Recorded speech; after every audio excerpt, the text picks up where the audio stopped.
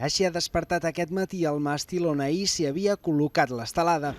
L'Assemblea Nacional Catalana ha vist com en menys de 24 hores desapareixia, però ja ha avisat que pensa tornar-la a penjar. Feia mesos que l'ANC treballava per col·locar l'estelada en aquesta entrada de Granollers, a tocar de la carretera de Palou i del barri de Can Bassa. L'estelada ha desaparegut, ara hi ha totes les persones que hi han treballat mirant a veure com l'han pogut treure, etc. Sembla que l'han tret amb una grua d'aquella cistella.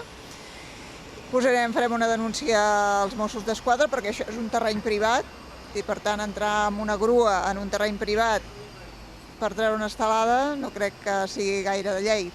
L'estelada es va penjar dilluns al matí en un tros de terreny privat que el seu propietari ha cedit a l'ANC per poder col·locar el màstil i la bandera, valorats en més de 1.000 euros i finançats pels mateixos socis.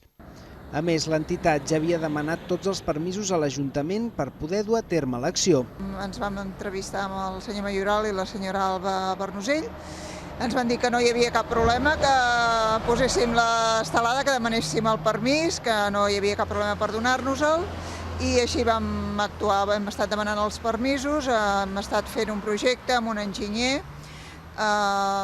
tenim el vistiplau del Col·legi d'Enginyers i ahir ens van donar el permís. I per tant ahir vam penjar l'estelada.